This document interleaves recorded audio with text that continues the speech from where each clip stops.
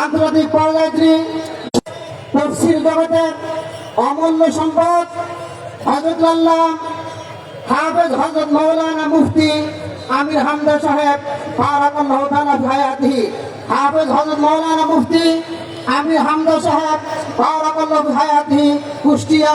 আমি হযরতকে তার মূল্যবান বক্তৃতা পেশ করার জন্য বিনীত আবেদন জানাচ্ছি।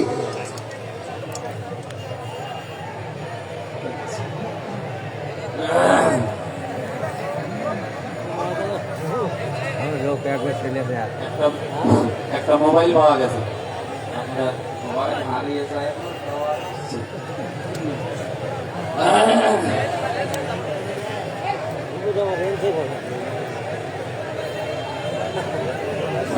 ছোট জায়গা হয়ে গেছে, মানুষ আরো তো এর যেমন বাইরে কষ্ট হয়ে যাবে।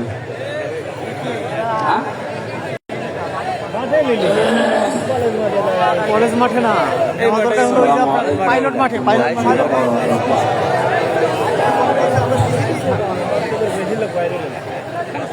نحمده ونستعينه ونستغفره ونؤمن به ونتوكل عليه ونعوذ بالله من شرور أنفسنا ومن سيئات أعمالنا. من يهدي الله فلا مضل له ومن يضلل فلا هادي له. ونشهد أن لا إله إلا الله وحده لا شريك له. وأشهد أن محمدا عبده ورسوله الذي أرسله بالحق بشيرا ونذيرا وداعيا إلى الله بإذنه وسراجا منيرا. فقد قال الله تعالى في كلامه المجيد وبرهانه التوحيد.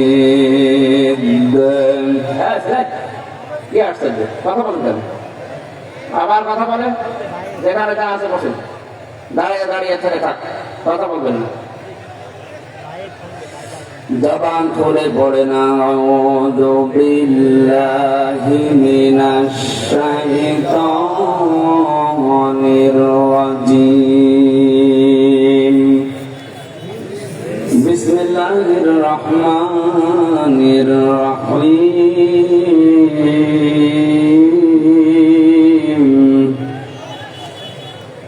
তা'রিফু ফি وجوههم نضرة النعيم يسقون من رحيق مختوم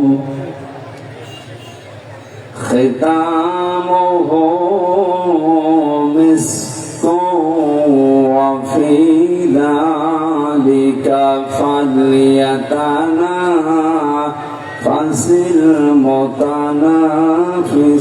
المتنافسون. ومزاجه من تسنيم عينا يشرب بها المقربون.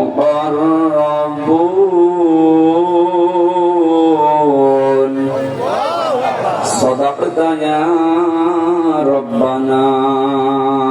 اللهم صل على سيدنا مولانا محمد وعلى آل سيدنا مولانا محمد. আলহামদুলিল্লাহ। সিরাজগঞ্জ জেলার শাহজাদপুর থানার অন্তর্গত বিসিক বাস স্ট্যান্ড ওয়ারেসিয়া কবরস্থান ময়দানে কবরস্থান ও ঈদগাহ মাঠের উন্নয়ন কল্পে চতুর্থ বাৎসরিক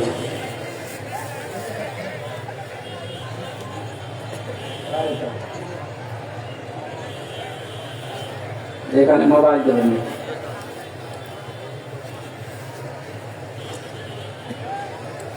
তাফসীরুল কোরআন মাহফিলের সম্মানিত সভাপতি বিশিষ্ট শিল্পপতি শাহজাদপুর আমার আরাফাতের ভাই আলহাজ সিরাজুল ইসলাম দামাত বারকাতুহুল আলিয়া, প্রধান অতিথি প্রধান উপদেষ্টা সিরাজগঞ্জ জেলা বিএনপি ও সাবেক আহ্বায়ক বাংলাদেশ জাতীয়তাবাদী দল বিএনপি শাহজাদপুর উপজেলা ডক্টর এম এ মোহিত আতালাল্লাহু উমরাহু ওয়া বারাকাল্লাহু ফি হায়াতি আমিন।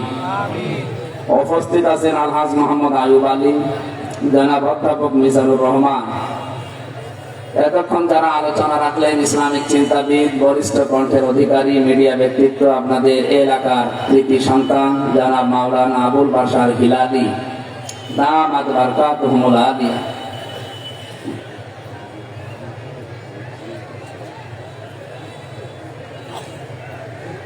মাওলানা নিজামউদ্দিন না,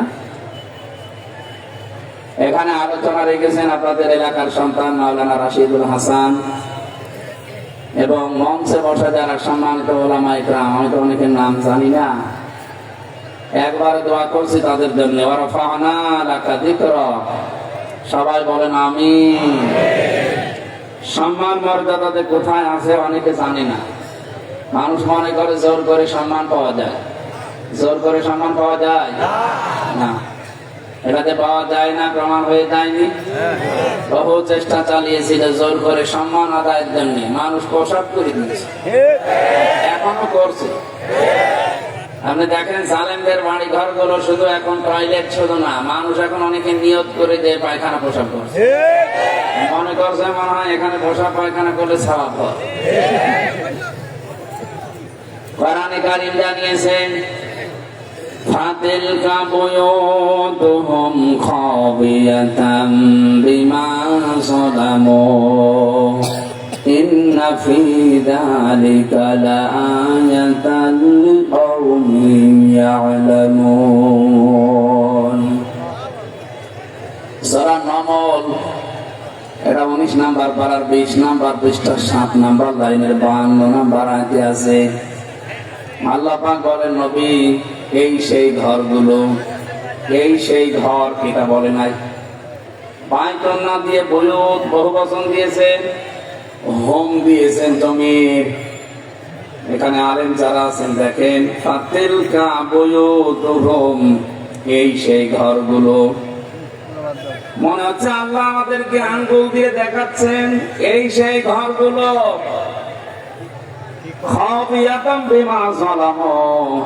আমি আল্লাহ ওজার গৃহ বানিয়ে দিয়েছি, জনশূন্য করে দিয়েছি, পরিত্যক্ত বানিয়ে দিয়েছি এদের জুলমের কারণে। তার মানে এই ঘরে যারা বসবাস করতো এরা জালেম ছিল, এই জন্য এদের বসবাসের জায়গা পর্যন্ত আল্লাহ অভিশপ্ত করে দিয়েছে। এটা প্রমাণ দেওয়ার জন্য নাম ধরা লাগবে না, আপনি কুষ্টিয়ার দিকে তাকান, আমাদের হানিফ এই লোকটার বাড়ি এখন ওজার গৃহ, অথচ কি দাপট ছিল তার দেশে, এই কথা বলেন না।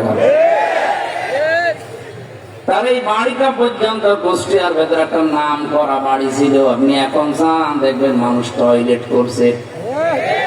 5 তারিখের পরে অনেকে কিছু যখন পায়নি, পায়খানার প্যান খুলে নিয়ে চলে গেছে। কি করবে এখন? পোড়াটা এখন পরিত্যক্ত। এ জায়গায় আমার মনে হয় শয়তানও থাকতে ভয় পায়, কারণ শয়তান চিন্তা করে এখানে থেকে আমি আবার ভয় পাবো নাকি। শয়তানের ভয় নেই, কেউ যদি আবার শয়তানকে পিটিয়ে মেরে ফেলে, এই জন্য শয়তান পর্যন্ত ওখানে আর থাকে না। রোজার গৃহ বানিয়ে দিয়েছেন, কারণ যেখানে কোরআন নেই, কোরআনের আলোচনা নেই, কোরআনের নিয়ম নীতি চলে না, ওই জায়গাটা আল্লাহর নবী জানিয়েছেন ওজার গৃহ হয়ে যায়। যে অন্তরের ভেতরে কোরআনে কারীম থাকে না, যে বাড়িতে কোরআন থাকে না, ওই অন্তর, ওই বাড়ি মানুষেরও থাকে না, ওটা ওজার গৃহ আল্লাহ বানিয়ে দেয়, শয়তানের বসবাস করার জায়গা। জালেমদের বাড়িগুলো বাংলাদেশে যেখানে আমরা দেখতে পাচ্ছি, এটা এখন পরিত্যক্ত প্রত্যেকটা। আপনার শাহজাদপুরের অবস্থা আমি জানি না, তবে যত জায়গায় গেলাম দেখছি জালেমদের আর বাড়ি নেই, জনশূন্য হয়ে গেছে। আপনারা কথা বলবেন, বললাম না যে আপনি দাঁড়িয়ে থাকেন, কেউ কিছু বলবেন না, কথা বলবেন।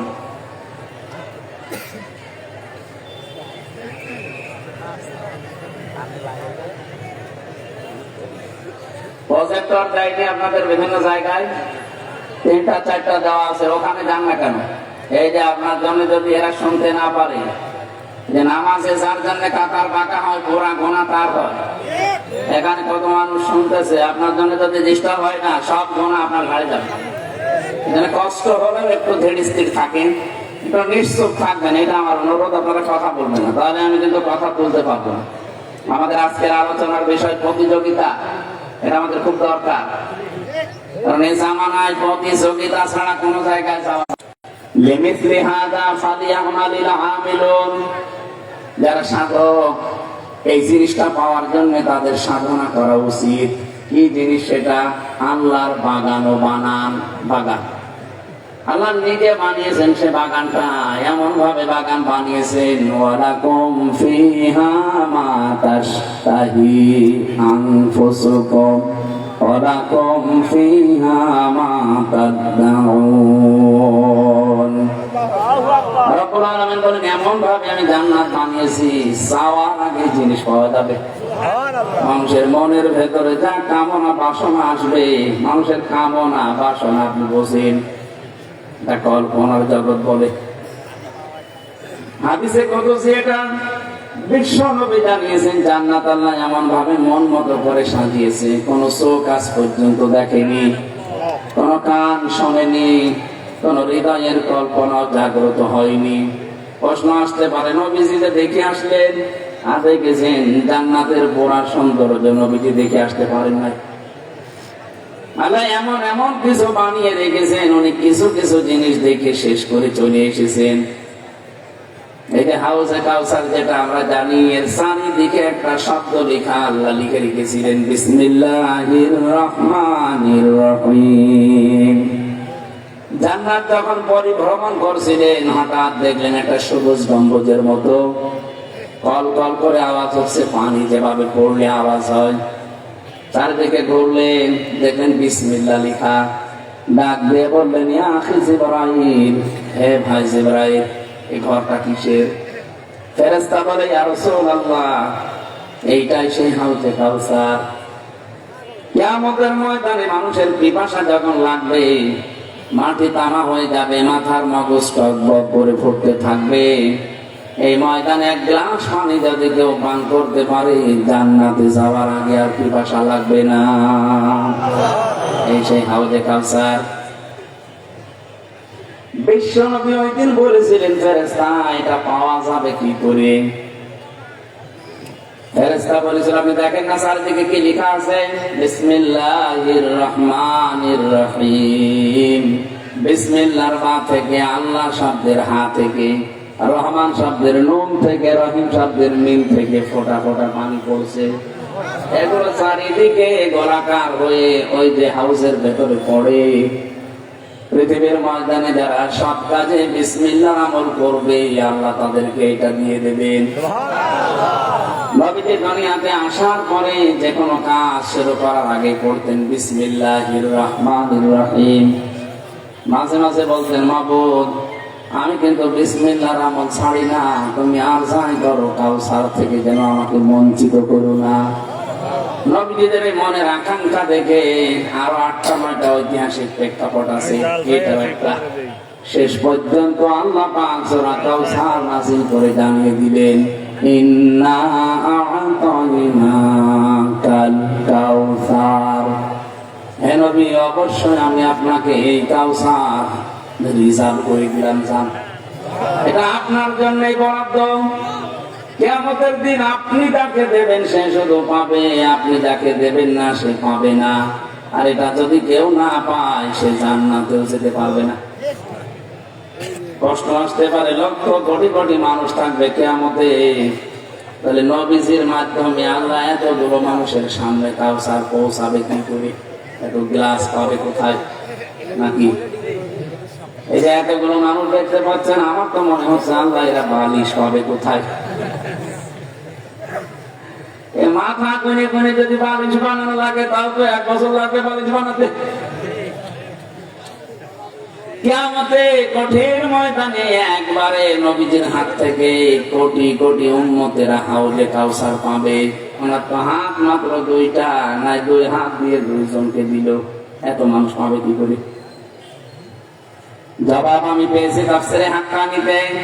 মুফাসসির বলেন যেদিন নবীজি হিজরত করবেন ওই দিন হযরতে আলীকে ডাক দিয়ে বললেন, আলী, আদেশ এসেছে, আমাকে হিজরত করা লাগবে। আমার যে বিছানা আছে চাদর গায়ে দিয়ে এখানে শুয়ে পড়ো।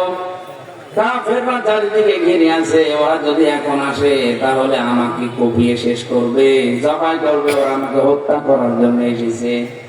তোমাকে একটা আদেশ দিয়ে যায়, ওই যে ঘরের ভেতরে টোপলা দেখতে পাও, প্রতিটি টোপলার ভেতরে সোনা দানা বাঁধা আছে। আমি আল্লাহর আদেশ যখন পেয়েছি আমি তো ঠিক চলে যাব। তোমাকে আমি আদেশ দিলাম সকালবেলা ওরা এসে যখন আমাকে পাবে না, তোমাকে দেখবে, কিছু বলবে না, কারণ তুমি নেতার ছেলে। কার ছেলে? তুমি এদেশের নেতার ছেলে, এই হিসাবে তোমার কিছু বলবে না। কিন্তু এই টোপলা গুলো তো নাম লেখা লেখা আছে, এগুলো ওদের যারা আমাকে হত্যা করার জন্য এসেছে। ওরা নিজেদের বাবা মা নেতাকে বিশ্বাস করে না। আমার নাম আল আমিন আর সাদিক, এই জন্য আমারে বিশ্বাস করে দিয়ে গেছে। কিন্তু এগুলো নিয়ে যদি আমি এখন চলে যাই তাহলে আমার আল আমিন নামের কলঙ্ক হবে। বাংলার মুসলমানেরা কি মনে করেন আপনি? আমি নবীর উম্মত দাবি করলে হবে যে নবী জীবন মরণ নিয়ে টানাটানি, এরপরও আমানতের সম্পদ ভোলেননি। এগুলো নিয়ে যদি আমি চলে যাই আমার আল আমিন নামের কলঙ্ক হবে। আর আপনি পালিয়ে গেলেন, কত কিছু সাথে করে নিয়ে চলে গেলেন, আপনার নামের কি কলঙ্ক হয় না? আপনার মুসলমান নামের কলঙ্ক হয়নি? শুধু উনি কেন, বহু মানুষ তো পালিয়ে যাওয়ার সময় বিভিন্ন জিনিস অলরেডি নিয়ে গেছে, এই জন্য তো আমরা এত ঋণী। দেশ তো ঋণ থাকার কথা না, কি ঋণ থাকার কথা না? নবীর উম্মত আপনি দাবি করতে পারেন না। নবীজি জীবন মরণ নিয়ে টানাটানি চলছে, তারপরও আমানতের দায়িত্ব ভোলেননি যে তার আল আমিন নামের কলঙ্ক হতে পারে। আর আপনি যা করেছেন আপনার শুধু মুসলমান নামের না, আপনার ওই হাজি নামেরও কলঙ্ক। মানুষ এখন আপনাকে পাঁচি বলে ডাকে, বলে সারা একটা টাটকা পাঁচি। এই কথা শোনেন জীবনে? আরো 8-10 দিন আরো বেশি শুনতে পাচ্ছি, কারণ 8-10 দিন মনে হচ্ছে মাথাটা আরো বেশি খারাপ হয়ে গেছে। বিভিন্ন দেশে এখন উনি ছড়াচ্ছে আমি নির্বাচিত ছিলাম, আমাকে উৎখাত করা হয়েছে। এটা ডাহা মিথ্যা কথা। আরে ভাই, নির্বাচিত ছিলাম মানে নির্বাচন হয়ে তারপরে মানুষ নির্বাচিত হয়। 15.5 বছর তো নির্বাচন হয়নি, আপনি নির্বাচিত হলেন। 15.5 বছর যে নির্বাচন হয়নি এর প্রমাণ আমি নিজে। আমার 18 বছর বয়স থেকে 33, তার মানে 3 বার আমি ভোট দিতে পারতাম, একবারও পারি না। এটা আমি কার কাছে জিজ্ঞাসা করবো? হলো না, আপনার কথা মানেন, আপনি জিজ্ঞাসা করেন, জিজ্ঞেস করে করবো? আমি নিজে সাক্ষী, আমি নিজে যখন দিতে পারিনি কার কাছে জিজ্ঞাসা করা লাগবে? সুতরাং যারা নির্বাচিত দাবি করছে এটা ডাহা মিথ্যা কথা। আর আমার তো মনে বলে 8 সাল থেকে শুরু করে 24 সাল পর্যন্ত যারা নির্বাচনের নামে প্রহসন করে, কেউ এমপি, কেউ মন্ত্রী, কেউ মেয়র হয়েছেন, এগুলো সব অবৈধ। এদের নামের শেষে সাবেক এমপি, সাবেক মন্ত্রী লিখা যায়। আমি তো ভোট দেয়নি, আপনি মন্ত্রী হলেন কি করে? কথা বলেন। আমি তো ভোট আপনাকে দেয়নি, রায় দেয়নি, আপনি এমপি হলেন কি করে? সুতরাং সাবেক এমপি এদেরকে লিখা যাবে না। বিশেষ করে 8 সাল থেকে 24 সাল পর্যন্ত যারাই হয়েছে প্রত্যেকটাই অবৈধ। আপনি পোস্টারে লিখলে এতটুকু লিখতে পারেন যে সাবেক চোর।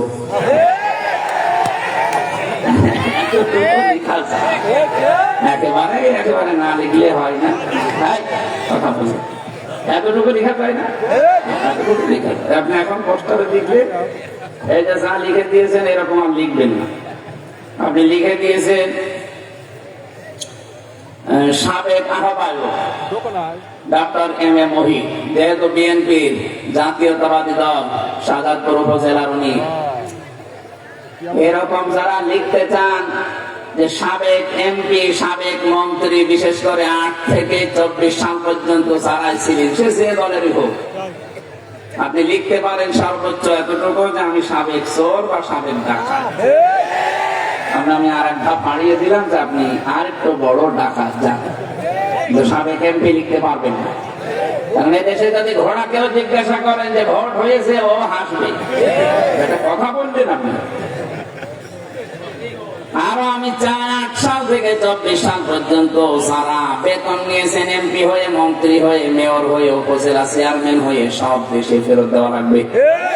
কারণ আপনি তখন মন্ত্রী, আপনাকে মানি না আমরা, এমপি আপনাকে বানাই না, আপনি এদেশের টাকা নিবেন কেন? কিয়ামতে কিন্তু চোর হয়ে উঠবে। সুতরাং এই মিথ্যা কথা বলা আমরা আশা করবো একটা হাসি মানুষ উনি ছেড়ে দেবেন। এই 8-10 দিন দেখছে একটু বেশি পাগল হয়ে গেছে। একজনের নাকি গরু হারিয়েছিল, সেটা বর্গ শ্বাসে দৌড়াচ্ছে রাস্তায়, ছেলের সাথে দেখা। ছেলে বলছে, আব্বা এইভাবে দৌড়া কি হয়েছে? বলে, ওরে ভাই গরু হারিয়েছে। কিছু তো টের পাও না, গরু হারিয়েছে। গরু হারিয়েছে এতটুকু বললেই তো হয়তো ভাই বললেন কেন? এরকম হয়, অসুবিধা নেই, মুসলমান ভাই ভাই। বাড়িতে যে বলছে, মা আমি মরে যাব কেন? বাপ আমার ভাই ডেকেছে, কথা আমি মানি না, না ডেকেছে। বাড়িতে আসার পর জিজ্ঞাসা করছে, তুমি নাকি ছেলেকে ভাই ধরে ফেলিস? ওরে মা, গরু হারালে ওরকম হয়। মাত্র 60-70 টাকার গরু হারিয়ে আপনি বউকে মা বলেন, ছেলেকে ভাই বলেন, এত বড় বিশাল সাজানো বাগান হারিয়ে গেছে, আপনার মাথা ঠিক থাকার কথা। এই জন্যই তো পাগলামি করছি। সুতরাং এই পাগলামি আর করার দরকার নেই। যেখানে আছে অন্তত ভালোভাবে থাকে, কথা বলেন না কেন? এখন তারা এই উস্কানি পাচ্ছে, বিভিন্ন কায়দা কৌশল করে চট্টগ্রাম নাকি তারা নিয়ে নেবে। আরে ভাই, আপনার কি যৌতুক নিতে চান? আর মেয়ে তো পালিয়ে গেছে, কিসের যৌতুক? পালানো মেয়ে তো বিয়ে আমরা মানি না, কিসের যৌতুক? আর তারপর জামাই যদি মুসলমান হয় তো কিছু দিতে পারি, তো মুসলমান দেবো কি? জামাই মুসলমান, ও তো ফুল হাতা, ফুল হাতা না। আমরা কি আফাতা? আমরা কি আফাতার সাথে ফুল হাতা চাই? এটা আমি মানিয়ে বললাম। সূরা বাকারা 221-22 নাম্বার। কোন ফুল হাতার সাথে হাফাতা মেয়ে জাতি জাতি পারে। আমি মনে হচ্ছে আপনারা মনে করছেন আমি মানিয়ে বলছি না। এটাকে টাটকা দলিল দিচ্ছি। আল্লাহ রাব্বুল আলামিন কোরআনে কারিমে সূরা বাকারার ভেতরে 200 এটা 21-22 নাম্বার, 22-21 নাম্বার আয়াতে আছে, ওয়ালা তানকিহুল মুশরিকাতি হাত্তা ইউমিননা ওয়ালা আমাতুম মুমিনাতুন খায়রুম মিন মুশরিকাতিন ওয়ালাউ আ'জাবাতকুম ولا تنكحوا المشركين حتى يؤمنوا ولعبد مؤمن خير من مشرك ولو أعجبكم أولئك يدعون إلى النار الله يدعو إلى الجنة والمغفرة بإذنه ويبين آياته للناس لعلهم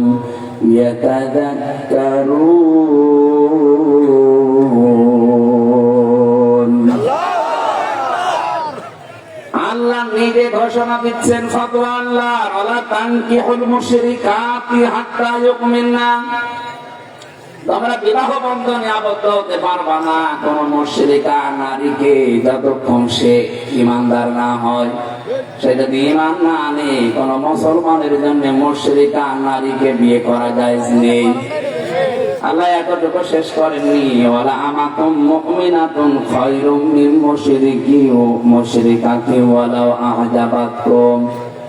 যদি কোনো দাসী বাঁধিও গরিব মানুষের মেয়ে এ যদি মুমিনা হয়, অবশ্যই তোমাদেরকে তাকে বিয়ে করা যায়। যাচ্ছে আল্লাহ বলেন এই মুশরিকা মহিলার রূপ সৌন্দর্য ধন দৌলত যদিও তোমাদেরকে আকর্ষণীয় করে, লোভনীয় বস্তু দেখায়, তারপরেও তাকে বিয়ে করা যাবে না, কারণ তার ঈমান নেই।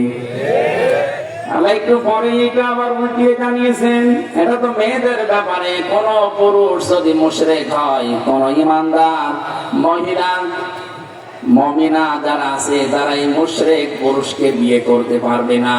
আমার তো মনে হচ্ছে আল্লাহ যেন শুধু নামটা ধরতে বাকি রেখেছে। কি আল্লাহ এখানে সরাসরি আমার মনে হয় মোদির নাম দিয়ে দিলেই হয়েছে, তো কারণ সে মুশরিক। কথা বলে না, সে মুশরিকে তোমার আর ফতোয়া নেওয়া লাগবে হুজুরের কাছে, কারণ সে এখনো ফুল হাতা, হাফ হাতা না হলে তো মুশরিক। সারা পৃথিবীতে তারা মানুষকে জানায় বাংলাদেশে নাকি সংখ্যালঘু নির্যাতন হয়, অথচ এ দেশে সংখ্যাগুরু বলে কিছু নেই। আমরা সব সমান। সংখ্যালঘু নির্যাতন সব চাইতে এখন বেশি হচ্ছে ভারতে। ওরা আজকে একটা মসজিদ ভেঙে মন্দির বানাচ্ছে। বাংলাদেশের একটা ইতিহাস দেখান যে দেশে কোন মন্দির ভেঙে আমরা মসজিদ বানিয়েছি, দেখান। কথা বলেন না, এটা আজকে থেকে উল্টিয়ে প্রচার করা লাগবে। কি করে মিডিয়ারা? কোথায় সে জনকণ্ঠ, কোথায় সে জঘন্য কণ্ঠ, কোথায়? তাহলে আলেমদের পেছনে লাগতে পারো কি দেশের বিরুদ্ধে ষড়যন্ত্র গুলো ওরা করে। তাম দুনিয়ার মোড়কদেরকে দেখায় যে বাংলাদেশের সংখ্যালঘু নির্যাতন হচ্ছে। কই একটা মসজিদ আমরা বানিয়েছি, মন্দির ভেঙে দেখাতে পারবেন? কত শশ মসজিদ তারা ভেঙে আজ মন্দির বানাচ্ছে। গত 3 দিন আগে কথা তুলেছে যে আজমির শরীফ 1000 বছর আগে নাকি এখানে মন্দির ছিল। জবাই করে ফেলা দরকার শয়তান। আমার মনে হয় এই কথা বলতে বলতে এই কথা ছড়াবে কাবা শরীফের নিচে মন্দির ছিল। কথা বলে না, অথচ ইন্না আউয়ালা বাইতি উযিআ লিন-নাস লাল্লাযী বিবাক্কাতা, আল্লাহ পাক বলেন পৃথিবীর প্রথম ঘর আমি বানিয়েছি বাক্কায়। বাক্কা মানে মক্কা, মক্কার প্রাচীন নামে বাক্কা। এখানে যে ঘরটা বানানো আছে 2টা জিনিস আল্লাহ দিয়েছেন মুবারাকান। এখানে আল্লাহ পাক বলেন এর ভেতরে আমি বরকত কল্যাণ দিয়ে রেখেছি এই ঘরটার ভেতরে মুবারাকান। 2 নম্বরে হুদান, কত নির্দেশিকা আছে এখানে লিল আলামিন, বিশ্বের মানুষের জন্য। ওরা যখন আজমির শরীফে বাবরি মসজিদে হাত দিতে পেরেছে, দেখেন কয়েকদিন পরে মুশরিকরা এই ফতোয়া তুলবে যে কাবা শরীফের নিচে আমাদের রাম মন্দির ছিল। কথা বলে না, এখনো যদি বিশ্বের 200 কোটির উপরে আমরা মুসলিম, এখনো যদি শক্ত হতে না পারি, মুশরিকদের আচরণ আপনি জানেন না, ওগুলো শুকুরের চাইতেও খারাপ। কারণ ওদের তো জন্মের ঠিক নেই। কি কারণ ইসলাম বাদ দিয়ে যে বিয়ে হয় ওটা বিয়ে না, তাহলে ওদের বিয়ে হলো কি করে? তাহলে 7 পাক ঘুরলে বিয়ে হয়ে যায়। ইসলাম বাদ দিয়ে যদি বিয়ে না হয়, বিয়ে বাদ দিয়ে যদি সন্তান হয়, ওটা জায়েজ না। আমি আবার কার ফতোয়া নেব না? হুজুর এত বড় কথা বললেন, আরে ভাই আমি বলেছি কোরআনে কারিমে আছে ওমা ইয়াবতাগি গায়রাল ইসলাম দীনান ফালা ইয়াকবাল মিন। পৃথিবীতে ইসলাম বাদ দিয়ে যে কোনো কাজ করো একটাও আল্লাহর কাছে কবুল হবে না। ইসলাম বাদ দিয়ে যদি বিয়ে হয় ওটা বিয়ে না। একবার বলছেন ইসলাম বাদ দিয়ে কেউ যদি বিয়ে করাটা বিয়ে। ইসলামের বাইরে মুশরিকা নারীকে বিয়ে করা যাবে না, মুশরিক পুরুষকে কোনো মুমিনা নারী বিয়ে করতে পারবে না, ইসলামের বাইরে এটা। আপনি যখন চলে গেছেন বিয়েটা করবেন না, কারণ মুশরিকদের সাথে আমাদের মুসলমানের মেয়ের বিয়ে জায়েজ নেই। এমনি থাকেন একটু দূরে দূরে থাকবেন, কারণ চরিত্র সেরকম ভালো না। এই কথা বলছেন না, চরিত্র যদি ভালো হবে তোর বউ কই? বউ নেই, এই জন্য বলছে একটু দূরে থাকবেন, না তো আমাদের বদনাম হয়ে যাবে। গেছেন 2 বোন, খুব নিরাপদে থাকবেন। সুযোগ পেলেই আপনি পকেট মারবেন। স্বামীর পকেট মারা মানুষের জন্য জায়গা আছে, যদি স্বামী কিছু দিতে না চায়। যৌতুক নেওয়ার জন্য আজ বলছে না, ফেনীর পাশ দিয়ে যে চিকন রাস্তা, এই রাস্তা কেটে দিলেই তো চট্টগ্রাম আলাদা হয়ে যায়। কি বুদ্ধি দেখেছে? এদের মার ছাড়া আমার মনে হয় কোন ঔষধ দুনিয়ায় নেই। এদের মেরে ফেলা লাগবে, তাছাড়া কোন ঔষধ দুনিয়ায় এখনো আবিষ্কার হয়নি। আল্লাহ জানে কোরআন এরকম কঠিন কঠিন কথাও দিয়েছেন, অকাতিলুহুম, তাদেরকে হত্যা করো, কারণ তারা তাদের সীমা লঙ্ঘন করে ফেলেছে। স্বাধীন দেশে আপনি হস্তক্ষেপ করবেন, আরে 18 কোটি মানুষ আঙ্গুল চষবে। মরলে আমরা 18 কোটি, মরলে 36 কোটি নিয়ে মরবো। কথা বলেন না কেন? ওদের সাথে সব বন্ধ করে দেওয়া দরকার।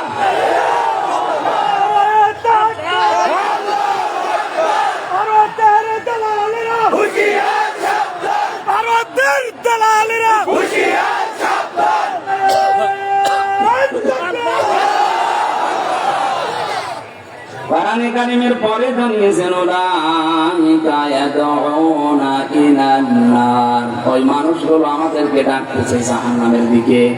ওরা নিজেরা আল্লাহকে বাদ দিয়ে মূর্তি পূজা করে, আগুন পূজা করে, গাছ পূজা, দরগা পূজা, দুর্গা পূজা করে জাহান্নামে যাচ্ছে। আমাদেরকেও শিরকের সাথে জড়িয়ে জাহান্নামের দিকে ডাকছিল। আল্লাহ হাতে ধরে বাঁচিয়ে দিয়েছে। তাছাড়া যে সংস্কৃতি ওরা আরম্ভ করেছিল সারা দেশে, টয়লেটের সামনেও লিখে রেখেছে বঙ্গবন্ধু টয়লেট। আমরা কি যে মুখে কাজ করবো, কোন কারণে এটা লিখা রাখবো? ওখানে জায়গা পাননি, সব জায়গায় আপনি লিখে রাখবেন, তো ওখানে দেখলেই তো মানুষ বলবে এটা টয়লেট। তারপরও এ কাজ সে আল্লাহুম্মা ইন্নী আউযু বিকা মিনাল খুবুসি ওয়াল খাবাইস বাদ দিয়ে ওই শয়তান থেকে তখন আশ্রয় পাবে। আল্লাহুম্মা ইন্নী আউযু বিকা মিনাল আমরা বলি, এমন টয়লেটের সামনে লেখা দেখলাম বঙ্গবন্ধু টয়লেট, ওখানে তো খবসি খবাইস বাদ, ওই নাম দেওয়া লাগবে। নামটা যেহেতু আল্লাহর নামে যেন আমরা নিতে পারি না, উল্টা পাল্টা কাজ যা করেছেন, মানুষ এখন যে জোর করে সম্মান দিতে গেছেন ঘৃণা করছে। আল্লাহ বলেন আমি কি চাই জানো, আল্লাহু ইয়াদউ ইলাল জান্নাতি ওয়াল মাগফিরাতি বিইযনি, আমি আল্লাহ চাই তোমাদেরকে আমার জান্নাতের দিকে, আমার ক্ষমার দিকে, আমার আদেশ অনুযায়ী। আয়াবাজ্জিনু আয়াতিহি লিন-নাসি লাআল্লাহুম ইয়াতাযাক্কারুন, আমার আয়াতগুলো মানুষের সামনে আমি বিস্তারিত বর্ণনা করছি যেন মানুষ উপদেশ গ্রহণ করে। বলেন আমিন। ও সিরাজগঞ্জবাসী, কি সুন্দর ভাবে আল্লাহ আমাদেরকে বসিয়েছেন, এরপরও যদি কেউ না বুঝের মতো আচরণ করে, সম্মান মর্যাদা জোর করে পাওয়ার বিষয় না, এটা জোর করে পাওয়া যায়নি, এইটা ইতিহাস। বহু চেষ্টা চালিয়েছে 15.5 বছর, সম্মান তো পাইনি। আমার তো মনে হচ্ছে মানুষের ঘৃণা আর ওই 15 বছর 3 গুণ বেড়ে গেছে। যেদিন চলে যাচ্ছিল আপনি দেখেছেন কি ঘৃণা তার প্রতি? গত 3 দিন আগে আমি এসেছিলাম মৌলভীবাজার থেকে, আসার সময় ওরা বলছে মাহফিল পাবেন না, আপনাকে আমরা হেলিকপ্টারে দিয়ে আসি। আসার সময় নামিয়ে দিয়ে গেল ওই যে নারায়ণগঞ্জের রূপগঞ্জ 300 ফিটের পাশে। চিন্তা করলাম আসার সময় দেখি ব্রাহ্মণবাড়িয়া যখন পার হচ্ছিলাম, হেলিকপ্টারের যে হুক আছে দরজায়, আমি কেবল হাত দিয়েছি, হঠাৎ পাইলটের চোখ আমার দিকে পড়ে বলছে হাত দেবেন না কেন? আরে ভাই হুক খুলে গেলে আপনি পড়ে যাবেন। মনে মনে ভাবছে আল্লাহ, 2024 সালের 5 আগস্টে যখন 2 বোন একসাথে হেলিকপ্টারে চলে যাচ্ছিল, হুকটা যদি একটু খুলে দিত, একটু যদি খুলে দিত, আর এই দেশের এরিয়ার ভেতরে যদি পড়তো কি হতো? কত মানুষ যে মান্যত করে দিতেছিল, একটু যদি মান্যতটা পুরা করতে পারতাম। এই জন্য সম্মান আর মর্যাদা আমি যাদের নাম জানি না কামনা করলাম এই কারণে, কারণ সম্মান আর মর্যাদা আল্লাহ দুইটা জিনিসের ভেতরে লুকিয়ে রেখেছে। সূরা মুজাদালা 11 নম্বর আয়াতের মাঝের অংশে আছে ইয়ারফা'িল্লাহুল্লাযীনা আমানু মিনকুম ওয়াল্লাযীনা উতুল ইলমা দারাজাত। রব্বুল আলামিন বলেন তোমাদের ভেতরে যারা ঈমান আনে আর যারা ইলম পায়, এই দুইটা যাদের আছে, কিন্তু ইলম পেলেই হবে না, জ্ঞান অনুযায়ী আবার আমল থাকা লাগবে, কাজ করা লাগবে। এখানে ডক্টর সাহেব আজকে প্রধান অতিথি। ডক্টরেট ডিগ্রি নেওয়ার জন্য বহু শ্রম পরিশ্রম লেখাপড়া ওনাকে করা লিখেছে। এই জ্ঞান অনুযায়ী যদি উনি আমল কাজ না করে, উনি আল্লাহর কাছে জালেম। কথা বলছে নামের আগে ডক্টর, মুফতি, মাওলানা লেখা থাকলে হবে না, ওইটা অনুযায়ী আপনাকে কাজ করা লাগবে। আর কাজ করতে গেলে যে বাধা আসবে, এটার প্রমাণ নবীরা। যত নবী আল্লাহ পাঠিয়েছেন, শুধু 2 জন নবী বাদ দিয়ে প্রত্যেকটা নবী বাধার সম্মুখীন হয়েছিলেন। সূরা ইয়াসিনের 30 নম্বর আয়াতে আল্লাহ আফসোস পর্যন্ত করেছেন, ইয়া হাসরাতান আলাল ইবাদ মা ইয়াতিহিম মির রাসূলিন ইল্লা কানু বিহি ইস্তাহজিউন। রব্বুল আলামিন বলেন আমার বান্দাদের জন্য আমার আফসোস, আমার আক্ষেপ লাগে যে এমন কোন নবী রাসূল পাঠালাম না যার সাথে সমসাময়িক বান্দা বান্দিরা ঠাট্টা করে নাই, বিদ্রোহ করে নাই, উপহাস করে নাই, দেশ থেকে তাড়িয়ে দেয় নাই। কথা বলেন না কেন? বহু নবীর জীবনী রেখেছে, তাদেরকে দেশ থেকে তাড়িয়েছে, ছিঁড়ে ফেলেছে, তাদেরকে হত্যা পর্যন্ত করেছে সবার সামনে। তাও নবীদের চরিত্র খারাপ ছিল? কথা বলুন, কেন এত অত্যাচার? কারণ তারা জ্ঞান অনুযায়ী আমল করতো, কাজ করতো। আজ বিশ্বে যারা সত্যি জ্ঞান অনুযায়ী তারা কাজ করবে, আল্লাহর কসম তাদের মর্যাদা আল্লাহ বাড়াবে। দুনিয়ার এই ঝঞ্ঝা বিক্ষুব্ধ পৃথিবীতে তারা বাধার সম্মুখীন হবে, ঝামেলায় পড়বে, রক্ত বৃষ্টির পথে চলতে গেলে একটু পড়ে যাওয়ার সম্ভাবনা আছে। আল্লামা সাঈদের দিকে তাকান, মারা গেছে, এরপরও দোয়া তিনি নেই। অথচ ফরিদউদ্দিন মাসুদ এও তো মাওলানা। কথা বলে না, জ্ঞানী মানুষ লোকটা, কিন্তু জ্ঞান অনুযায়ী আমল না করে জালেমের ফাঁসাটা গোলাম হয়েছিল। এখন আসেন বাংলাদেশে কোন জায়গায় যদি ওরে কেউ দেখে, জুতা পিটা করবে। তাহলে আল্লাহর এরফা গেল কোথায়? এটা তো মজারে বর্তমান, ভবিষ্যৎ, প্রেজেন্ট, ফিউচার। যারা ঈমান আনার পরে যারা জ্ঞান পেয়েছে, এই মানুষগুলোর মর্যাদা তো আল্লাহ বাড়াতেই থাকবে। কই আমরা তো দেখি এদের মর্যাদার কমে গেছে। এই কারণেই কমেছে, এই 15.5 বছরে যারা তাদের জ্ঞানটা কাজে লাগায়নি, বিবেকটা কাজে লাগায়নি, তাদেরকে আল্লাহ কুকুর শ্রীগালের চাইতেও খারাপ বানিয়ে দিয়েছে। জনগণ দেখলে এখন কুকুরের মতো মনে করে তাদের, এমনকি সিহারা পর্যন্ত না, ছবিতে দেখে তারপরও গালি দেয়। আমি যে সৌদি আরবে যেদিন মদিনা থেকে যাচ্ছিলাম, মদিনা থেকে যখন বের হলাম একটা গাড়ি নিয়ে ভাড়া করা, ওর বাড়ি মদিনাতে। আবু সাইদের কবর দেখতে যাব, বললাম ভাই ভাড়া কত? ভাড়া মিটিয়ে যে উঠেছি। আমার বলছে ইয়া হাজিউল হুজ্জাতাই না বিলাদুকা। ও হাজি, দেশ কোথায়? জি তুমি বাংলাদেশ। আমি বাংলাদেশ থেকে এসেছি।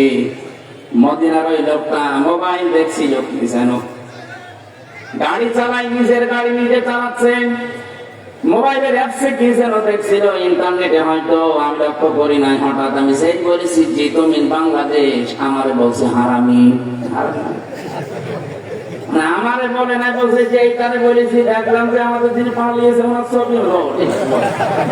আপনি বলেন আপনার সাথে আমিও আছি। এখনো স্বাধীন হয়নি রমজানে, 10 রমজানে 10 রমজানে গালি দিচ্ছে। এখন যে যদি ওই লোকটার সামনে ওইটা ভেসে ওঠে, আমার মনে হয় ডবল গালি দেবে। গত বর্ষা দিন স্বাধীন হয়েছে সিরিয়া, বাশার আল আসাদ, এটা জানোয়ারের চাইতে খারাপ। আফগানিস্তান থেকে পালিয়েছিল আশরাফ ঘানি, এটাও জানোয়ারের চাইতে খারাপ। সেই কয়টা স্বৈরশাসক সালে পৃথিবীর ইতিহাস তাদেরকে ঘৃণিত নিন্দিত করে রাখবে। এই কথা বলেন এখানে। স্বৈরাচারদের ইতিহাস ঘৃণিত নিন্দিত করে রাখে। এর প্রমাণ হিটলার, চেঙ্গিস খান। এই কথা বলছেন এখানে। চেঙ্গিস খান কেউ নাম রাখে? বলেন। হিটলার পালিয়ে গেছে একজন লক্ষণ সেন, তারও কেউ নাম রাখতে চাই না। কারণ যারা পালিয়ে যায় তারা কাপুরুষ, ভীরু। অন্যায় না করলে সে পালাতে চায় না। আর অন্যায় বোধ যখন ভেতরে চলে আসে তখন আর ভেতরে সাহস থাকে না। ওই মানুষগুলো তখন ভয় পায়। এটা মানবিক গুণ। নবীজি নিজেও প্রথমে ভয় পেয়েছিলেন। হযরত মুহাম্মদ রাসূলুল্লাহ যখন রাসূলুল্লাহ হয়ে আসলেন, নবুয়ত পেয়ে বলেছিলেন সাম্মিলুনি, আমাকে ঢেকে দাও। হযরত খাদিজা বলেন, কাল্লা, কখনোই না। আল্লাহি মা ইউখজিকাল্লাহু আবাদান, আল্লাহর কসম আপনাকে কেউ ভয় দেখাতে পারে না। ইন্নাকা লা তাসিলুর রাহিম, আপনি তো রহিমের সম্পর্ক ঠিক রাখেন, আপনি তো আত্মীয়তার সম্পর্কগুলো ঠিক রাখেন, আপনি ভয় পান কেন? এই হাদিস দ্বারা প্রমাণ হয় যারা আত্মীয়তার সম্পর্ক দুনিয়ায় ঠিক রাখবে তাদের কোনো ভয় নেই। অথচ আপনি পালিয়ে চলে গেলেন, কত রকমের আত্মীয় ছিল আপনার।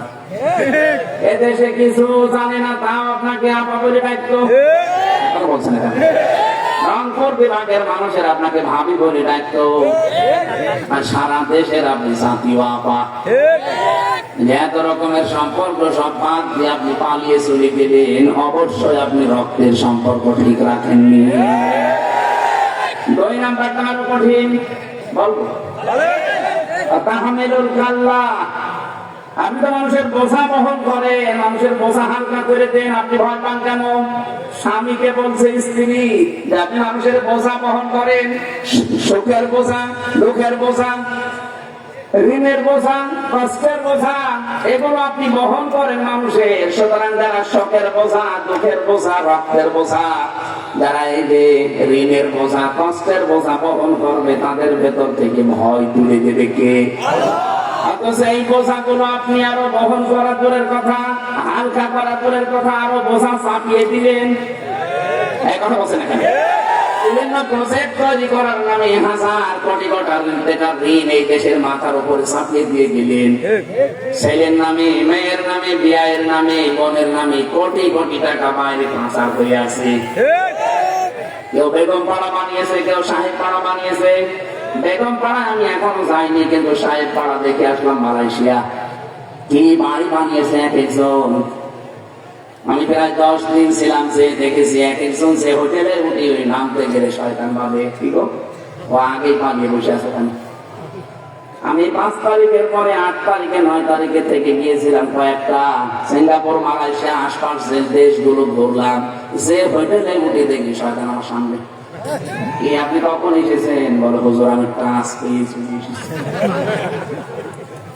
সিঙ্গাপুরে শয়তান গুলো বেশি, মালয়েশিয়া বিভিন্ন হোটেলে পেয়েছি আমি।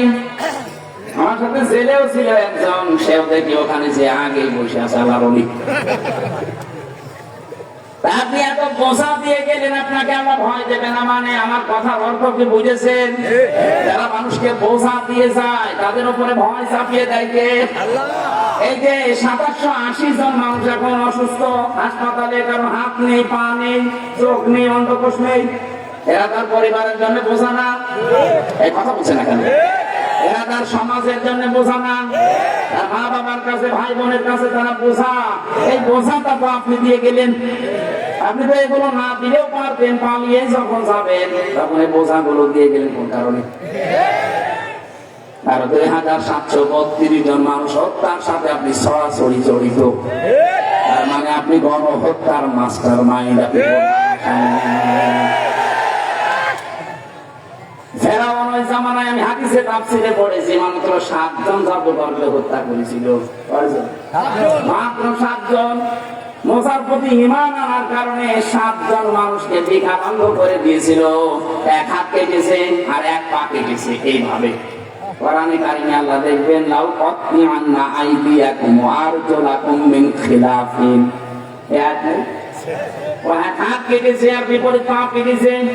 7 জনকে এভাবে হত্যা করে যদি ফেরাউন আজ নিকৃষ্ট ঘৃণিত হয়ে যায়, আপনার জন্য 2780 জন মানুষের হাত পা চোখ কাটা পড়েছে। বলেন আপনি কত বড় ফেরাউন? ফেরাউনের দাদার দাদার দাদি এত বড় ফেরাউন আপনি খুঁজেও পাবেন না তাম দুনিয়ায়। আপনি বলতে পারেন হিটলার, আরে ভাই হিটলার মেরেছে কাদের? এই পৃথিবীতে সবচেয়ে নিকৃষ্ট যারা ইহুদি তাদেরকে মেরেছে হিটলার।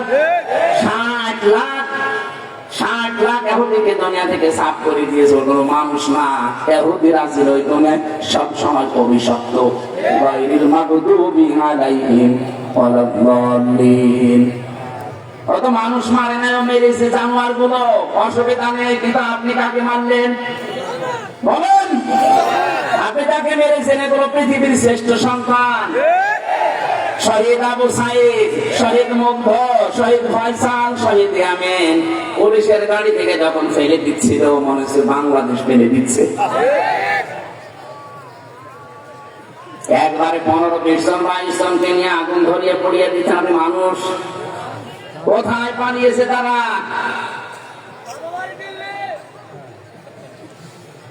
সাপ বলছে যারা মানুষকে বোঝা দিয়ে গেলেন আপনি নবীর উম্মত না, এই জন্য আপনার ভেতরে এত ভয়। নবীজিকে আল্লাহর নবীর স্বামী স্ত্রী ভয় দিচ্ছে, আপনি ভয় পাবেন না। আপনি তো মানুষের বোঝা হালকা করে দেন, বোঝা বহন করেন, আপনি ভয় পান কেন? ভয় তো পাবে তারা যারা মানুষের বোঝা তৈরি করে দিয়ে যায়। এদেশের যদি 18 কোটির সব মানুষও মাফ করে দেয় যাবেন রে, বলেন তো এই 2780 জন যারা এখনো ধুকে ধুকে মরার রাস্তায়, যারা হাত পা হারিয়েছে, চোখ হারিয়েছে, এরা জীবনে মাফ করবে? আপনি বলেন না মাফ করবে না, না মাফ করবে না। আপনি ওই জায়গায় থাকলে আপনি টের পেতেন। সে সেইটার ভুক্তভোগী, সে জানে কি অবস্থা। আমি 3 বছর জেলে ছিলাম, আমি জানি যে কি এটা। মানুষ জীবনে কি কি স্যাক্রিফাইস আছে আপনাদের মানুষের ভুল ধরে, কি স্যাক্রিফাইস আপনার? এদেশের আলেমদেরকে যা করেছে পৃথিবীর ইতিহাস তারা পাল্টিয়ে ফেলেছে। মামুনুল হকের মতো শাইখুল হাদিস, তার ছেলে শাইখুল হাদিস, এই লোকটাকে মাথায় দড়ি দিয়ে মনে হচ্ছে কি তুলতেছে, আমারও মাথায় দড়ি দিয়ে নিয়ে গেছে, অথচ কিচ্ছু জানি না এই বিষয়ে। আমার মনে হয় এখন ওদের মাথা ওদের গলায় দড়ি দেওয়া দরকার। পৃথিবীতে ইতিহাস হয়ে থাকবে।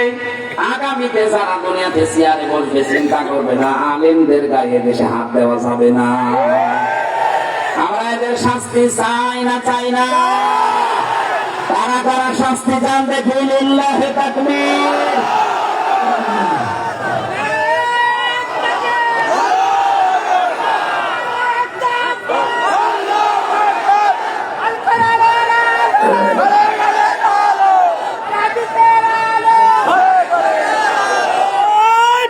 ফাঁসি ফাঁসি চাই, উনি হাসিনার ফাঁসি চাই, ফাঁসি। আমাদের আজকের আলোচনার বিষয় হচ্ছে প্রতিযোগিতা। যে কবরে যারা শুয়ে আছে এদের জন্য না, আমাদের জন্য। এখন কবরটাকে যদি রিয়াজুল জান্নাহ বানাতে চান, জান্নাতের টুকরা, তাহলে প্রতিযোগিতার বিকল্প কিছু নেই। এখন থেকে প্রতিযোগিতা আরম্ভ করা লাগবে। ওয়াফি যালিকা ফালিয়াতানাফাসিল মুতানাফিসুন। সুতরাং প্রতিযোগী যারা, তাদের উচিত তারা যেন প্রতিযোগিতা আরম্ভ করে। আমরা দুনিয়ায় কম বেশি সবাই প্রতিযোগী, কথা বলে না কেন? হয়তো আমরা দুনিয়ার পেছনে প্রতিযোগিতা আরম্ভ হয়েছে। ও 2 তলা বানিয়েছে, আমি 3 তলা বানাবো। ও 2 বিঘা জমির মালিক আছে, আমি 4 বিঘা বানাবো। এই প্রতিযোগিতায় আমরা নেমেছি। আল্লাহ বলেন না প্রতিযোগিতা করো, তার জন্য ইন্নাল আবরারা লাফি নাঈম আলাল আরাইকি ইয়ানজুরুন تعرف في وجوههم نظرة النعيم يسقون من رحيق مختوم ختامه مسك। জোরে বলেন আল্লাহু আকবার। আল্লাহ বলেন ইন্নাল আবরারা লাফি নাঈম, অবশ্যই পুণ্যবানগণ নেককার যারা সৎ আমল দুনিয়ায় করে, ভালো কাজ করে, তারা থাকবে নিয়ামতে। কোথায় থাকবে? এই নিয়ামতটা কি? আমি যে জান্নাতের বর্ণনা দিচ্ছিলাম, আল্লাহ এমন ভাবে জান্নাত বানিয়েছেন, চোখ দেখে নাই, কান শোনে নাই, এমনকি মানুষের হৃদয়ের কল্পনাও উদয় হয়নি। এরকম জান্নাত আমার আল্লাহ যেখানে বানিয়ে রেখেছেন, ওই জান্নাতে যত নিয়ামত আছে তামাম দুনিয়া বিক্রি করলে একটা শিকের মূল্য হবে না। এই বিশ্বাসটা যতদিন আপনার ভেতরে বদ্ধমূল না হবে, ওটা পাওয়ার জন্য আপনি তত প্রতিযোগিতায় লিপ্ত হবেন না।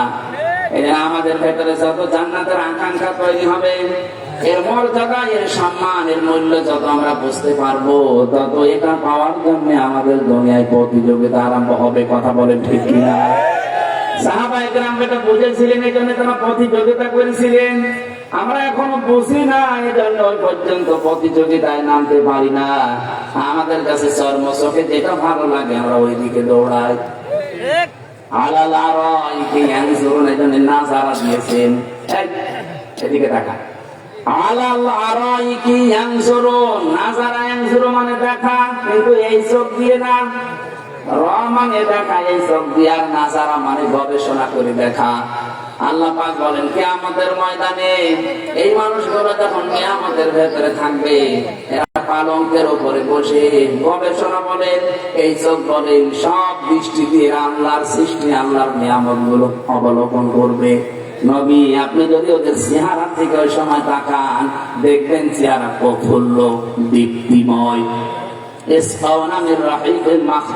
এদেরকে আমি আল্লাহ মাদক খাওয়াবো, শরাব। রাহিক বলা হয় এমন একটা মাদককে জান্নাতে আলাদা ভাবে আল্লাহ নিজে এটা বানিয়েছেন জান্নাতি মানুষদের জন্য। খিতামুহু মিসকুন, এর মুখটা আল্লাহ মিশক আম্বর দিয়ে ঢেকে রেখেছেন। প্রশ্ন আসতে পারে, মদ আবার সুগন্ধ হয়, এবার মিশক আম্বর।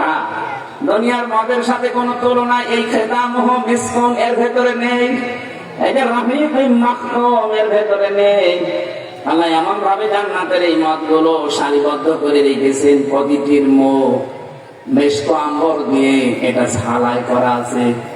দুনিয়ার কোন জিনিস আপনি এক জায়গায় যদি আটক করে রাখেন, যত ভালো জিনিস হোক নষ্ট হয়ে যাবে। রব্বুল আলামিন বলেন, আমি এমন ভাবে এর মুখে কষ্টরি দিয়ে, এর মুখের উপরে আমি সিল মোহর দিয়ে রেখেছি, এখনো পর্যন্ত কেউ খোলে না। কিয়ামতে তুই যখন জান্নাতে যাবি, তখন তুই খুলতে পারবি। এটা আমার জীবনের সবচাইতে বড় আশা হওয়া দরকার কিনা বলেন তো? আল্লাহ যেটা নিজে সিল মোহর দিয়ে আটক করে রেখেছেন, খিতামুহু মিসকুন, এই পানিটা আমার দরকার। নবীজি হাউজে কাউসারের পানি শুধু দেখে এসেছিলেন। আমরা এই খিতামুহু মিসকুন যেটা আল্লাহ বানিয়ে রেখেছেন, শরাব বলা হয়। রাহিক মানে শরাব, আল্লাহর নিজের বানানো। এটা আমরা বোঝানোর বিষয় না, অনুধাবন করার বিষয়। কারণ জান্নাত আল্লাহ এমন ভাবে বানিয়েছেন, মানুষের কোনদিন চোখ দেখে নাই, কানে শুনে নাই, হৃদয়ে কল্পনা বোধহয় হয় নাই। যেটা হৃদয়ে কল্পনা আসে না, সেটা বোঝাবো কি করে? এটা বোঝার বিষয় না, এটা উপলব্ধির বিষয়। আপনি উপলব্ধি করতে পারবেন যে কল্পনার বাইরে কল্পনা না। আমি কল্পনা করলাম এই মাহফিল, অথচ এই মাহফিলটা সাজাতে এনাদের একটা বছর ধরে শ্রম দেওয়া লাগছে, কত চেষ্টা চালিয়েছে, কত মানুষের কাছে গেছে। এটা বিশাল সুন্দর করে সাজিয়েছে, দেখেন মনে হচ্ছে বাসঘর সাজিয়েছে। বলেন তো কত শ্রম দেওয়া লেগেছে এর পেছনে। অথচ এই লোকটা কল্পনা করেছিল, মাত্র একদিন আমাকে চা খাওয়াইছিল এখানে মাদ্রাসায় বসে, কল্পনা করেছে যে মাহফিল করবো। এটা সাজাতে 1 বছর সময় লেগে গেল। কথা বলে না? এরপরে কষ্ট যা আছে তা তো আছে। আল্লাহ বলেন, মুমিনের কল্পনা যদি হয়, এটা সঙ্গে সঙ্গে সামনে চলে আসবে। এর নাম জান্নাত। আপনি টের পাচ্ছেন কি বললাম? ওনার এটা কল্পনায় কথা বলছে থাকে ভাই। অনেক কল্পনা করেছিলেন একটা মাহফিল দেবে এখানে, কল্পনায় মাত্র 1.5 সেকেন্ড 2 সেকেন্ড সময় লেগেছিল, অথচ রূপ দিতে 1 বছর লেগে গেল। আশ্রম তো আছে। আল্লাহ বলেন, মুমিন জান্নাতে যাওয়ার পরে যেই কল্পনা করবে, ওইটা তার সামনে এইটা পাওয়ার জন্য আমার এই ছোট্ট দুনিয়াতে প্রতিযোগিতা করা লাগবে কিনা? আরো জোরে বলেন।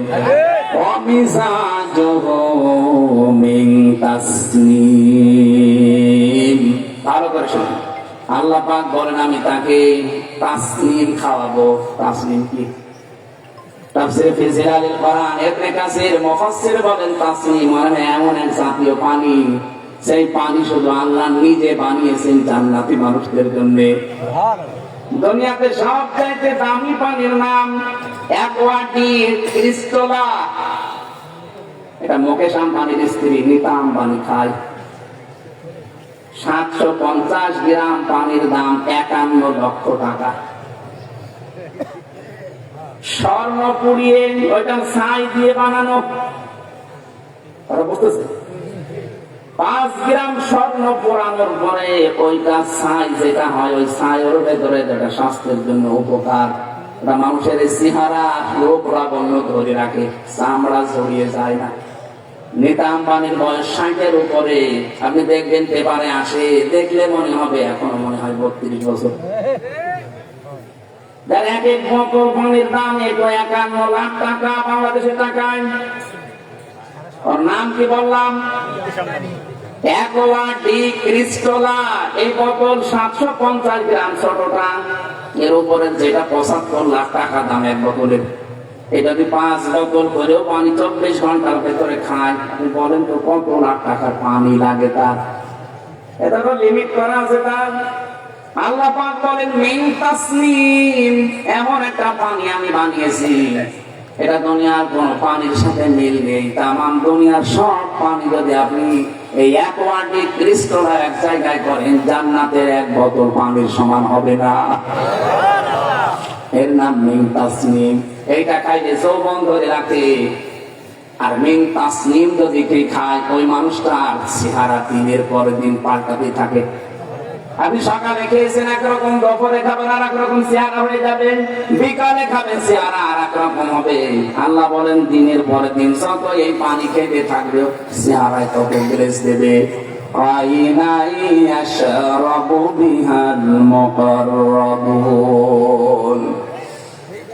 এই পানি পান করবে তারা যে মানুষগুলো আল্লাহর নিকটবর্তী।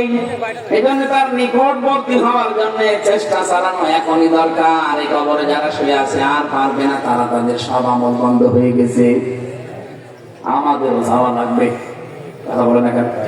আমরা ওখানে যাওয়ার আগে যদি এখন এই প্রতিযোগিতায় লিপ্ত হয়ে এই পানির জন্য হলেও যদি প্রতিযোগিতা করি, যেটা নীতা আম্বানি মুকেশ আম্বানির স্ত্রী 5 লিটার যদি খেতে পারে দিনে, 2.5 থেকে 3 লাখ টাকার তার পানি লাগে।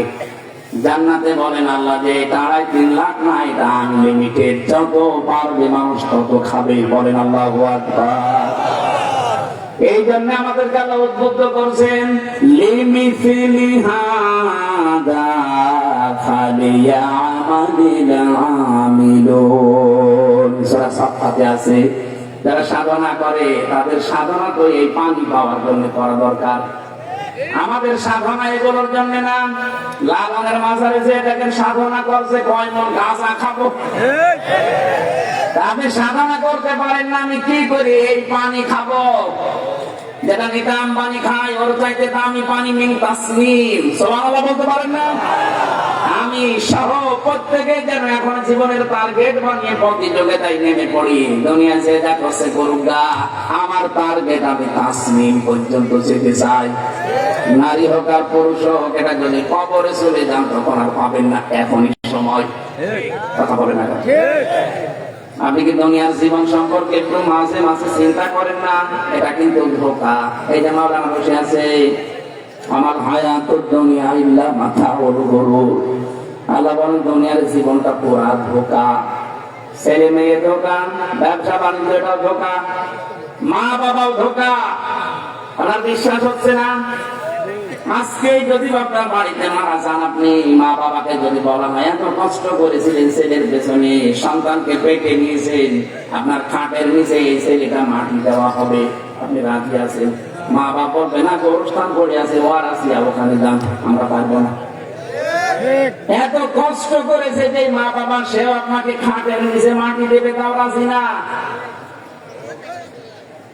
আপনি 100 বছর পরে, আজকের যে সভাপতি 100 বছর পরে যদি এই সিরাজগঞ্জ শাহজাদপুরে বিসিক এলাকায় এসে বলে যে এই বাড়ি ঘরের দোকান আমার, এখানে ওই সময় যারা বসবাস করবে ওনার দাঁত তুলে ফেলবে।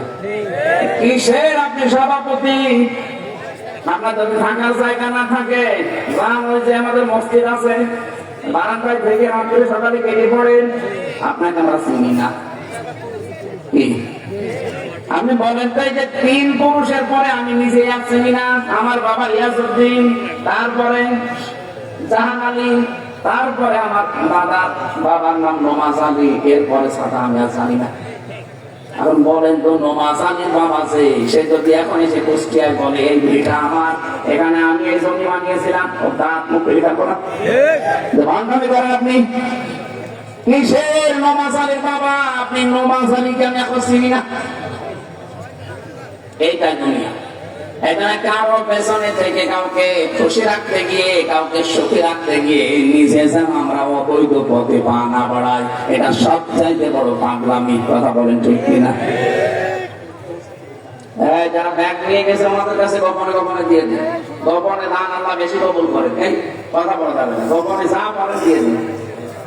মেয়েদের ভেতরে দেওয়া আছে, ওনাদের কাছে আপনারা একটা নিয়ত করে দেন যে আল্লাহ এটা যেন পূরণ হয়। যেহেতু কবরস্থানে উন্নয়ন, এটা আমাদের সবার যাওয়া লাগবে, অন্তত যাওয়ার আগে ঘরটা ঠিক করে দেন। হ্যাঁ, কবরের স্থানের উন্নয়নের জন্য মাহফিল দিয়েছে, যারা ব্যাগ নিয়ে গেছে গোপনে গোপনে দিয়ে দেয়।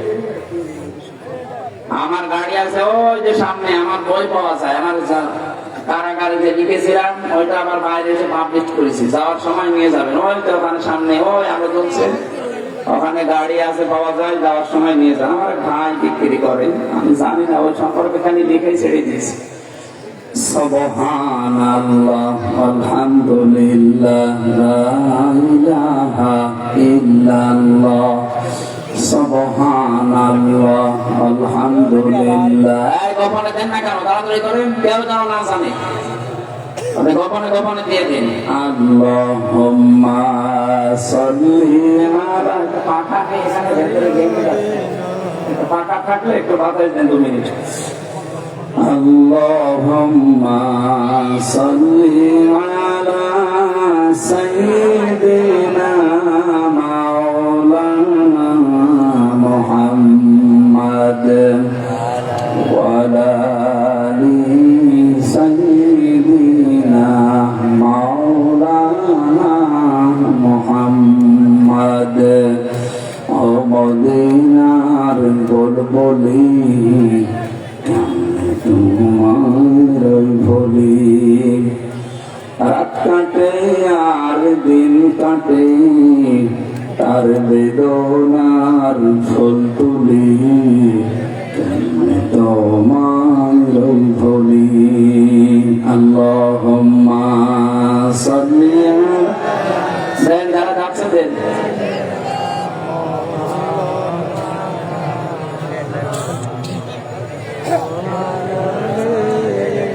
জোরে দেন, জোরে দেন।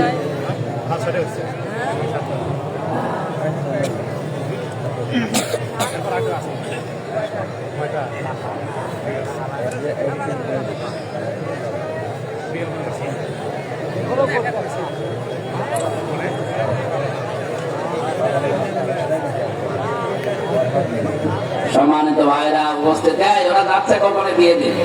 যারা ফেসবুকে আজ 2-3 দিন দেখছি ছড়াচ্ছেন যে উনি অসুস্থ, এত মাহফিলে নেওয়ার দরকার কি? আল্লাহর কসম, এই যে কোরআন শরীফ আমি মাথায় নিয়ে বলছি, জিজ্ঞাসা করেন তো এই মুরব্বী লোকটার এই মাহফিলটা আমি চেয়ে নিয়েছি নাকি?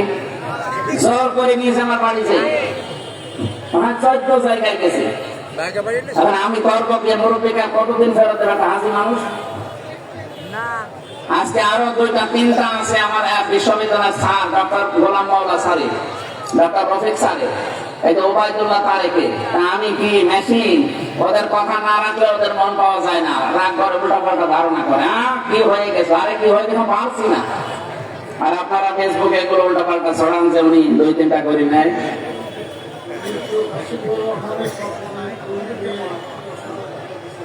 হাসিবুর রহমান স্বপন সাহেব দেখতেছিল, ওনার 2 মেয়ে 10,000 টাকা পাঠিয়েছেন, আল্লাহ যেন কবুল করেন, তাকে কবরে মাফ করেন, বলেন আমিন।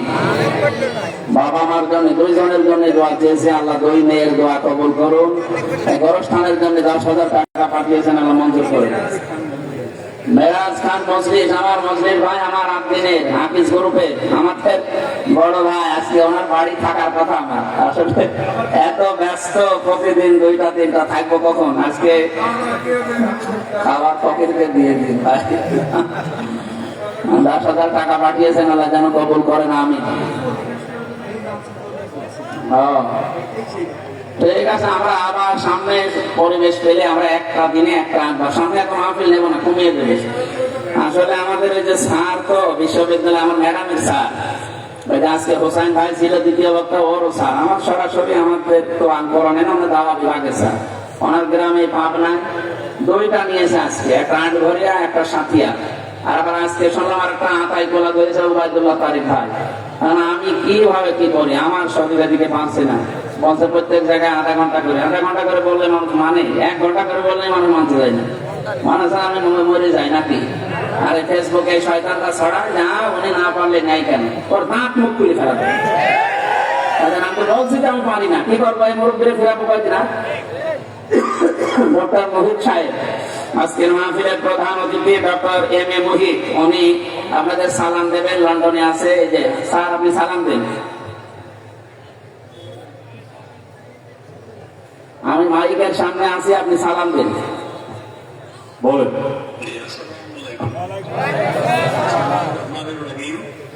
আজকে ওয়ারেসিয়া কবরস্থান এবং ঈদগাহ মাঠে যে তাফসীরুল কোরআন মাহফিল অনুষ্ঠিত হতে যাচ্ছে, এই অনুষ্ঠানের সম্মানিত সভাপতি আলহাজ মোহাম্মদ সিরাজুল ইসলাম সাহেব আজকের অনুষ্ঠানের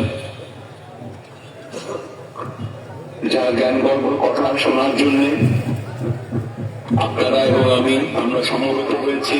আমাদের প্রধান মেহমান হাফেজ মাওলানা মুফতি আমির হামজা সাহেব, আজকের অনুষ্ঠানে উপস্থিত বিশেষ মেহমান মাওলানা মোহাম্মদ আবুল বাদশাহ হেলালি এবং সম্মানিত মেহমান মাওলানা মোহাম্মদ রাসেলুল হাসান রাশেদ সিদ্দিকী, এবং আজ এখানে উপস্থিত শাহজাদপুরের জনগণের একাংশ, আপনাদের সবাইকে জানাই আমার সালাম এবং শুভেচ্ছা। আজকে কোনো দীর্ঘ বক্তৃতা দেওয়ার সুযোগ নেই। আজ আমরা এসেছি, আমাদের সম্মানিত বক্তারা তারা ইসলাম সম্পর্কে আলোচনা করবেন, ইসলামী মূল্যবোধ, ঈমান, আকীদা নিয়ে, আমাদের মুসলমান পরিচয় নিয়ে কিভাবে আমরা গৌরবের সাথে জীবন যাপন করতে পারি। আশা করি সেই দিক নির্দেশনা আমাদের বক্তব্য থেকে আমরা সবাই শিখতে পারবো, জানতে পারবো। আগামী দিনেও আপনাদের সঙ্গে এরকম মাহফিলে ইনশাআল্লাহ সরাসরি উপস্থিত থেকে শরীক হওয়ার চেষ্টা করব। এবার দূর থেকে হলেও আপনাদের সাথে যুক্ত হতে পেরে আমি অত্যন্ত আনন্দিত এবং কৃতজ্ঞ।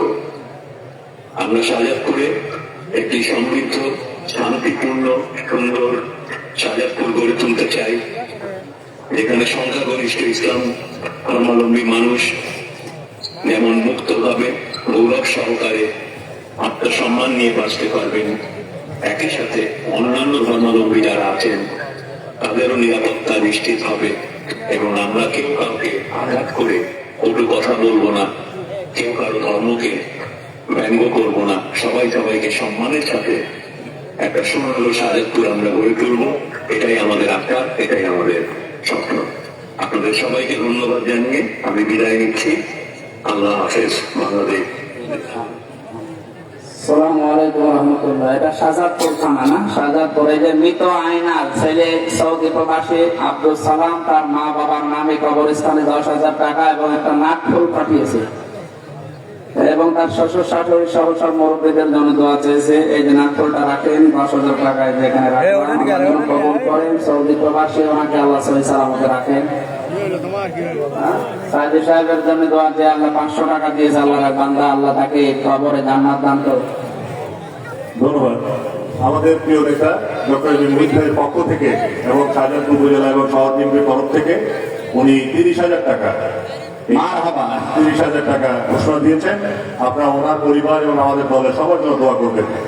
ধন্যবাদ। আসসালামু আলাইকুম। ঠিক আছে ভাই, মিডিয়া যারা কিছু বন্ধ করলাম কিছুদিনের জন্য, কারণ এরা উল্লাট পালাট এমন কিছু করছে যে আমার বদনাম হয়ে যাচ্ছে। আমি যেটা বলতে চাই সেটা দিন, এই মাঝখানের শব্দটা দিয়ে তো সমস্যা হয়ে যাচ্ছে। এই জন্য একজনের জন্য সবাইকে আমার বাধ্য হয়ে বন্ধ করা লেগেছে। কিছুদিন পরে যখন আসবে, এই যে মুফতি সাহেব হারুন ইসহাক সাহেব আসবে না, কোথায় 14 ডিসেম্বর আসবে আপনাদের এখানে। শায়েখ হারুন ইসহাক, আমার উস্তাদ, আমার জেলখানার ভাই, আমার জেলহাজ ভাই, অনেক বড় আলেম। আপনারা অবশ্যই এখানে আসবেন, দেখা হবে। আল্লাহুম্মা আমিন। লা ইলাহা ইল্লা আনতা সুবহানাকা ইন্নী কুনতু মিনাজ জালিমিন। রব্বুল আলামিন, সারাটা জীবন অপরাধ করে জীবনটা নষ্ট করে ফেলেছি। কোথায় কথা বলবো ভয় করে, লজ্জা করে। সিরাজগঞ্জ জেলা শাহজাদপুর বিসি এলাকা ওয়ারিসিয়া কবরস্থানে কত মানুষ এখানে ঘুমিয়ে আছে। তাদের রোহের মাগফিরাত কামনায় মসজিদ এবং নিজাম অনুষ্ঠানের উন্নয়নে কোরআনে কারিমের বিশাল আয়োজনে তারা আঞ্জাম দিয়েছে। রব্বুল আলামিন দেখতে পেয়েছো, তোমার রহমত তাদের দিকে এগিয়ে দাও। সম্মানিত সভাপতি আলহাজ সিরাজুল ইসলাম, আল্লাহ তাআলা বারবার কতবার আমাকে আমার হাত পর্যন্ত ধরে, ছোট মানুষ এই মুরব্বীর কথা ফেলতে না পেরে আজকে আমি ঘন্টা খানিক সময় দিয়েছিলাম। যতটুকু বলেছি, আল্লাহ প্রতিযোগিতা করার তৌফিক আমাদের দান করো। তারপরে যারা আছে ওরা তো আর কোন প্রতিযোগিতায় নাম দিতে পারবে না। আমরা এখন যারা জীবিত আছি প্রত্যেকেই তুমি প্রতিযোগী হিসাবে লিখে নাও। জান্নাত পাওয়া পর্যন্ত আমাদের প্রতিযোগিতার রাস্তায় থাকার সুযোগ করে দাও। মা বোন শুনলাম বিভিন্ন জায়গায় যারা বসে আছে, সম্মানিত মা বোনদেরকেও তুমি রাস্তায় কবুল করো। ফাতেমাতুজ জাহরার মতো, খাদিজাতুল কুবরার মতো বানিয়ে দাও। দুনিয়ার এই জীবনটাই প্রতিযোগিতা চলছে এখানে প্রত্যেকটি জিনিসের জন্য। আমরা জান্নাতে ওই মিন তাসনিম পাওয়ার জন্য প্রতিযোগিতা করতে চাই। যারা অসুস্থ আছে আমাদের শেফায়ে কামেলা জেলা নসিব করো। প্রধান অতিথি ডক্টর এম এ মুহিত, আল্লাহ তোমার গরমকে মঞ্জুর করো। যত আলেম ওলামা অতিথি আমার পেছনের সামনে বসে আছে, মাথা নিচু করে যারা তোমার কাছে চাচ্ছে, মনের ভেতরে যার যে কামনা বাসনা আছে, আমাদের চাহিদা আশাগুলো পূরণ করে দাও। 3টা বছর জালেমের জেলখানায় আমি অসুস্থ হয়ে গেছি, সুস্থতা হচ্ছে না, এত চেষ্টায় আছি, ঔষধ চলছে। আল্লাহ তোমার হুকুম দরকার। জাতির পিতা বলেছিল, যখন আমি অসুস্থ হই তুমি আমাকে শেফা দাও। অসুস্থ হয়ে গেছি আল্লাহ, ঔষধ দুনিয়া ভর্তি খেলেও হবে না তোমার হুকুম যদি নাজিল না হয়। মেহেরবানি করে তুমি আমাকে আবার আগের অবস্থায় ফিরিয়ে দাও। মাওলানা আবুল বাশার হিলালি, মাওলানা রাশেদ সিদ্দিকী ভাই সহ যত আলেম এখানে কথা বলেছে, আলেমদেরকে মঞ্জুর করো। আল্লাহ কখন কার কাছে মরণ তুমি পাঠিয়ে দাও জানি না। সভাপতি আলহাজ সিরাজুল ইসলাম তার নাতি দোয়া চেয়েছে, আল্লাহ সে উদ্দেশ্যে চেয়েছে মেহেরবানি করে সফল করে দাও। এই মুরব্বীটা বহু কষ্ট করেছে অনুষ্ঠানের জন্য। আল্লাহ তাআলা আজকে যদি একটা থাকতো, আমি এখনো পর্যন্ত তাফসীর চালাতাম। সময় নেই, এই জন্য আমি শেষ করে দিয়েছি। আমাদেরকে এতটুকু আমল করার সুযোগ দাও। যত মানুষ তার